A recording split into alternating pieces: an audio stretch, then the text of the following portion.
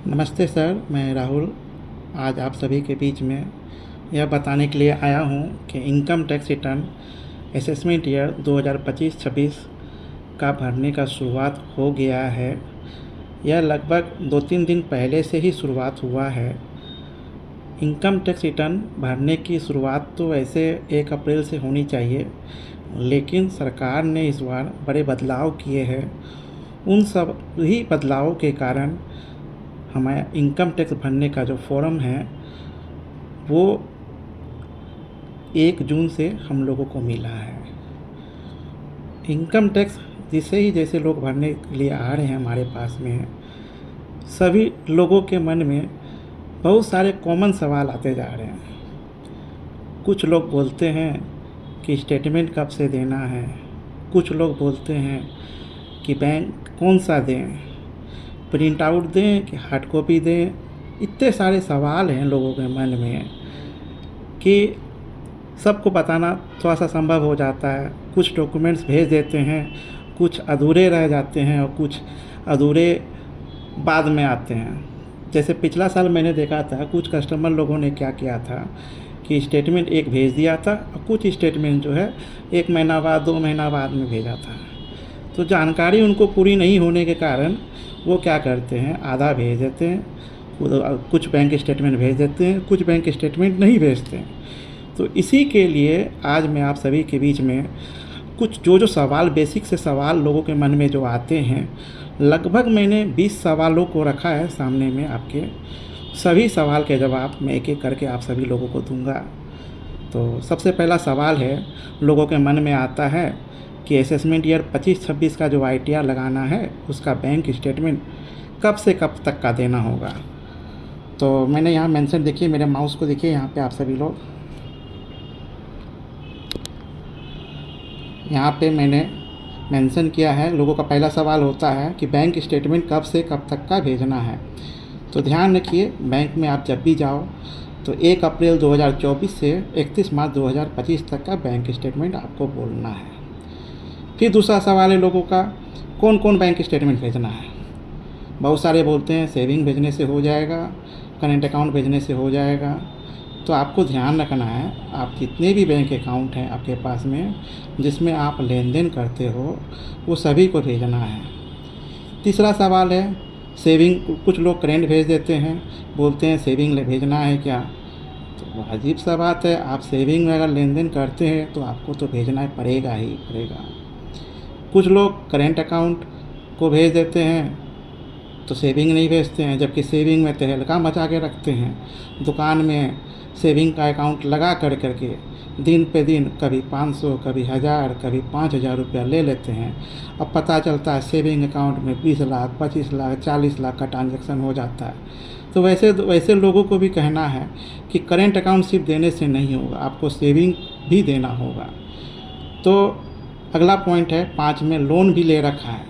बहुत सारे कस्टमर्स हैं जो KCC कराए हुए होते हैं बैंक से, किसी कस्टमर्स का KCC कराया हुआ है, तो आपको वो सभी बैंक का भी आपको स्टेटमेंट देना होगा।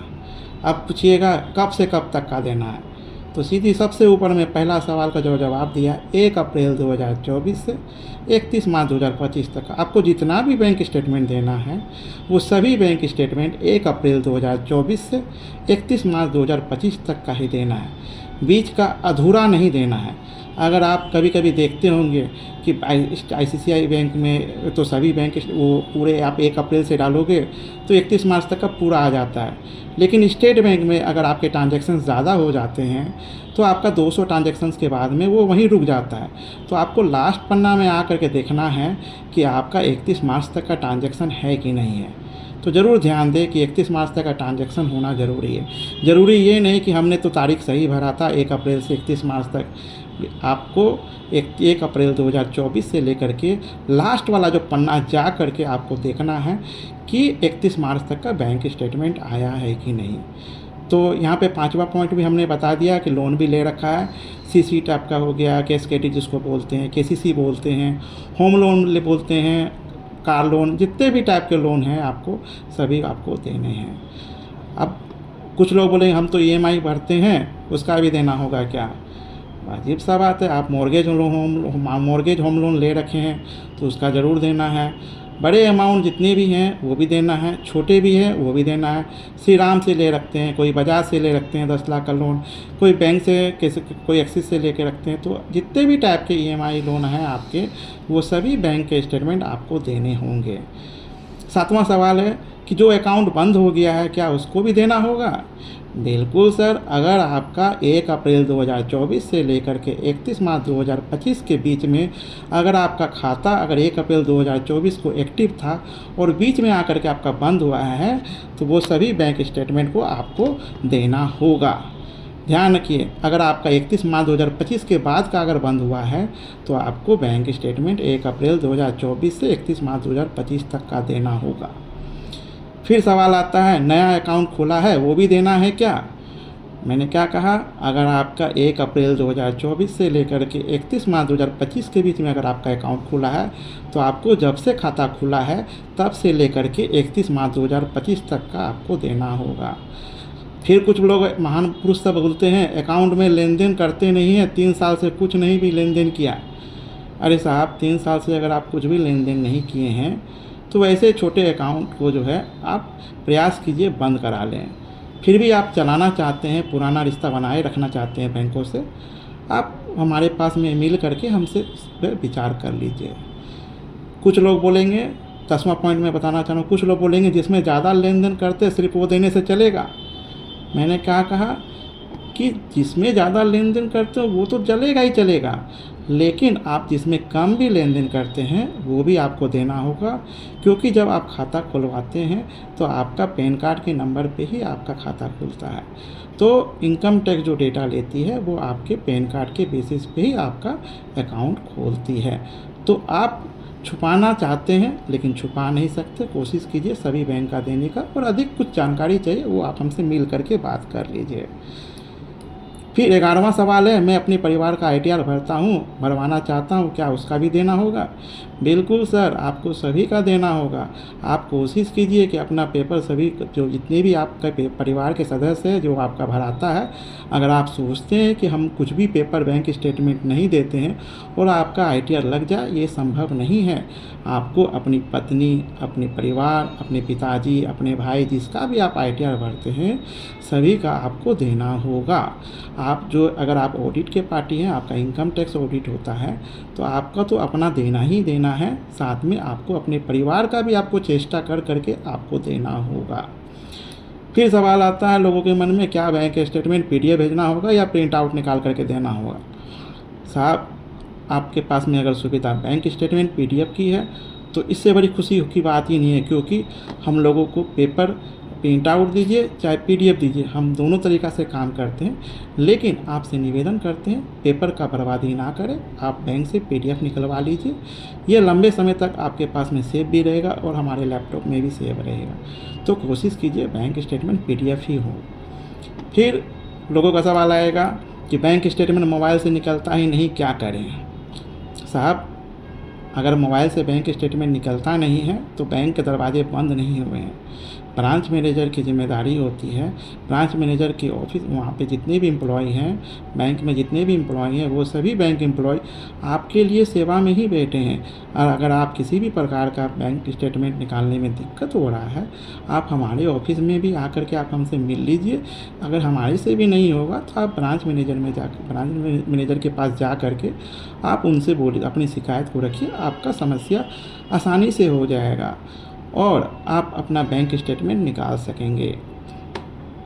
अब 14वां सवाल है कि ITR भरने का समय कब तक है?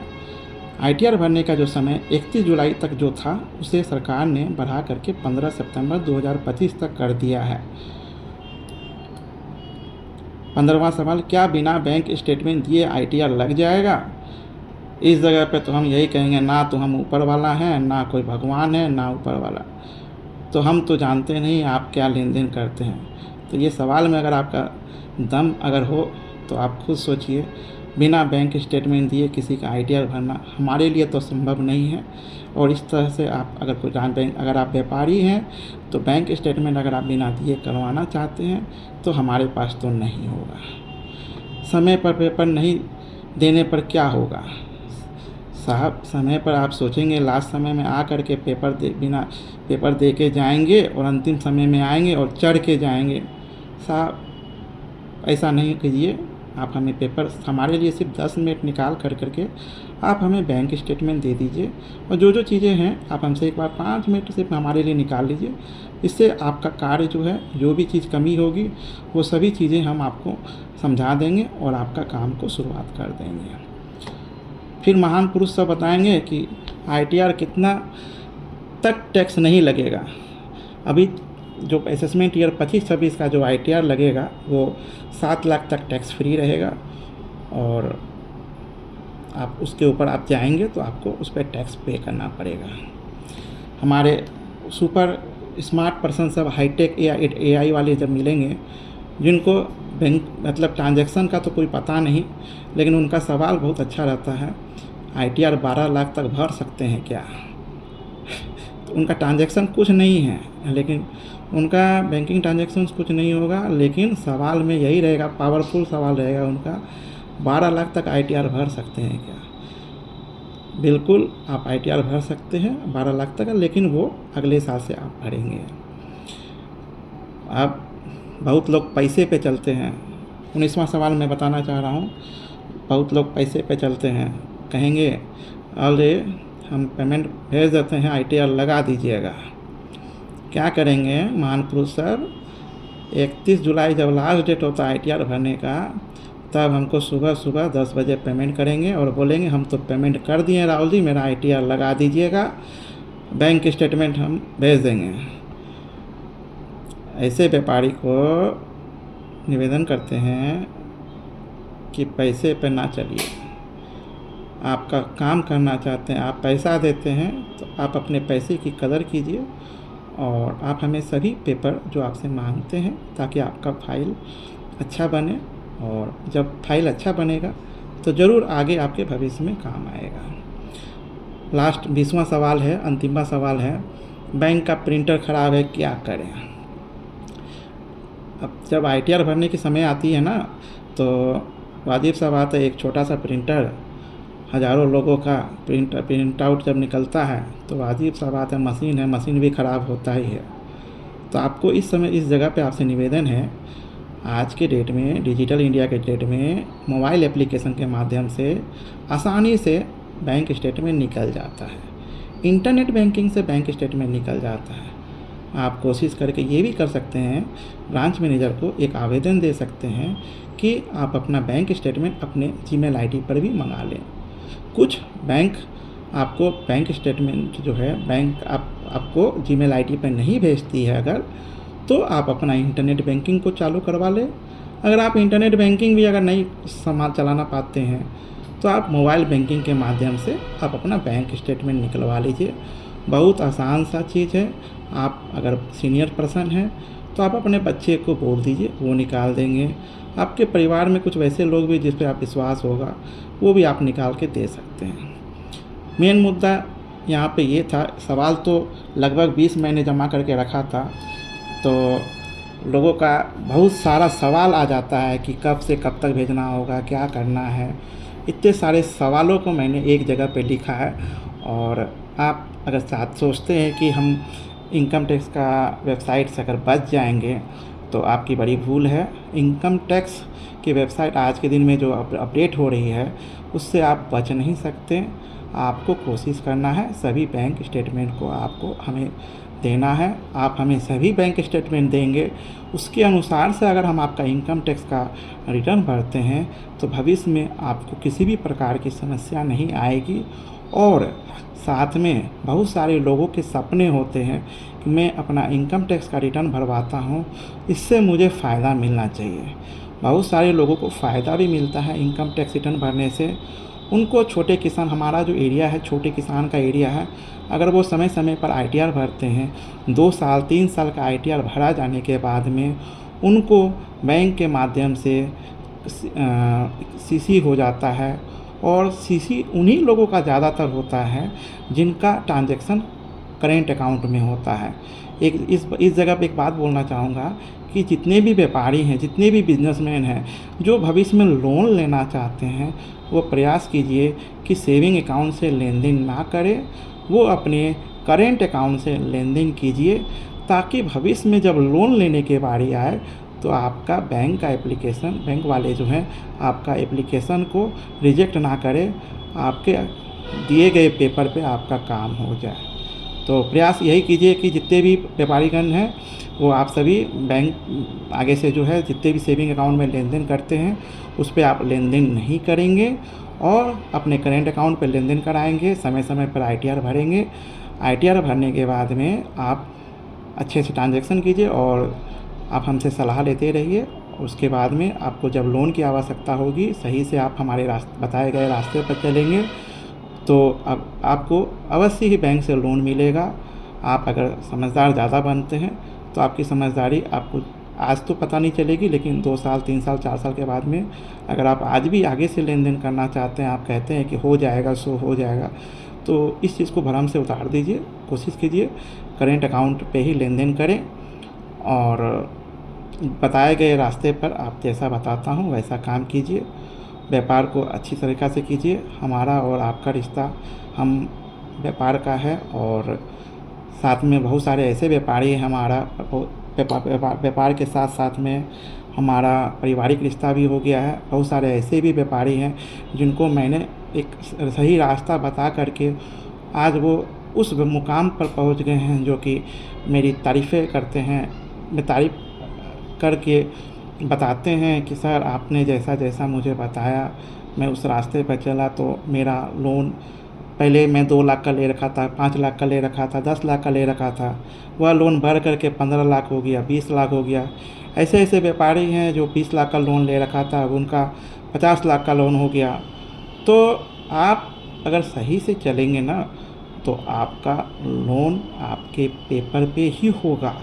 किसी भी प्रकार के दल्ले का आपको ज़रूरत नहीं पड़ेगा, कहीं पर भी आपको एक्स्ट्रा पैसा देना नहीं पड़ेगा। आप सही से व्यापार कीजिए, आपका पेपर अच्छा बनेगा और समय समय पर पेपर दीजिए।